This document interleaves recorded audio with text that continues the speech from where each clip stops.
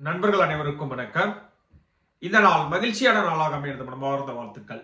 இன்றைக்கு பார்க்கக்கூடிய பதிவு மேற்கு பார்த்த வீட்டில் செய்யக்கூடிய வாஸ்து தவறுகள் என்ன அப்படின்றத பார்க்கலாம். இந்த பதிவு பார்ப்பதற்கு முன் ஒரு நற்சிந்தனை. மகிழ்ச்சியால் சாதிக்க முடியாத விஷயங்களை மகிழ்ச்சியின்மையால் சாதிக்கவே முடியாது. இன்றைக்கான பதிவுக்குள்ள போகலாம். மேற்கு பார்த்த மனையில் ஏற்படக்கூடிய வாஸ்து தவறுகள்.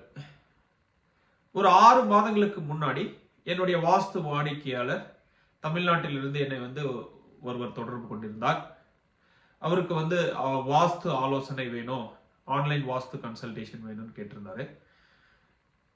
என்ன காரணம் அப்படின்னா, அவங்க வீடு கிரவுண்ட் ஃப்ளோர் மற்றும் ஃபர்ஸ்ட் ஃப்ளோர் ரூஃப் போட்டாங்க.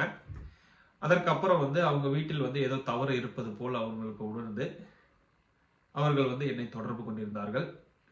அவருடைய வரைபடம் பார்க்கும் பொழுது எந்த மாதிரியான தவறுகள் இருந்தது அப்படின்னா, அது ஒரு மேற்கு பார்த்த வீடு, மேற்கில் ரோடு இருக்கிறது. நல்ல பெரிய இடம் தான். ஆனால் அது வாஸ்து முறைப்படி சரியாக திட்டமிடாதனால் நிறைய தவறுகள் இருந்தது.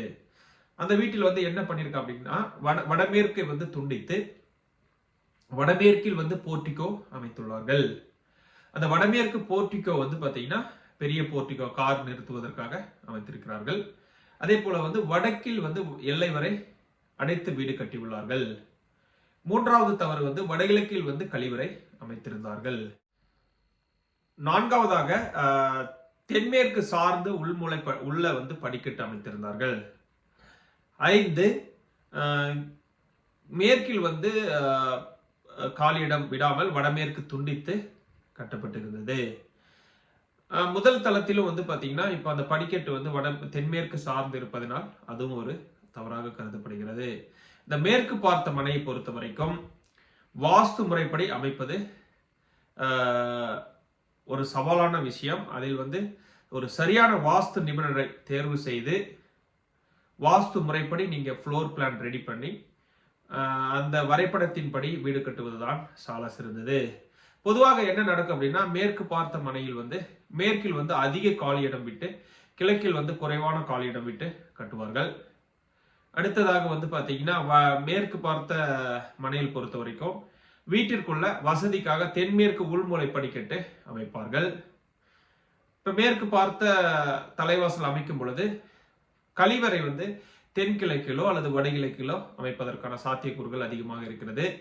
மேற்கு பார்த்த மனையில் பாத்தீங்கன்னா வீடு கட்டும் பொழுது தென்மேற்கில் பால்கனி அமைப்பார்கள். சோ இது போன்ற தவறுகள் மேற்கு பார்த்த மனையில் அதிகமாக நடக்கிறது. அதனால மேற்கு பார்த்த மனையா இருந்தாலும் தெற்கு பார்த்த மனையா இருந்தாலும் மிகவும் கவனமாக அதில் வாஸ்து முறைப்படி வடிவமைப்பது சால சிறந்தது.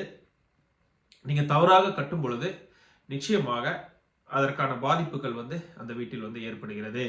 அதனால ஒரு வீடு கட்டும் பொழுது நல்ல ஒரு வாஸ்து நிபுணருடைய ஆலோசனை எடுத்துக்கொண்டு, அது ஆன்லைன் கன்சல்டேஷனோ இல்லை நேரடியாக பார்ப்பதோ அது உங்களுடைய விருப்பம்.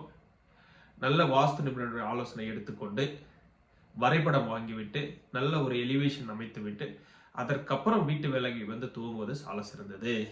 இதை தவிர்த்து நீங்களாகவே முடிவு செய்து கட்டும் பொழுது நிச்சயமாக வாஸ்து தவறுகள் ஏற்படுகிறது. அதனால் பாத்தீங்கன்னா நீங்க இடித்து உடைக்கும் பொழுது மிகப்பெரிய மன உளைச்சல், பண விரயம் ஏற்படும். மிக்க நன்றி. வாழ்க வளமுடன், வளர்க விவசாயம். எல்லோரும் எல்லா புகழும் பெற்று வளமுடன் வாழ வாழ்த்துகின்றேன். நன்றி.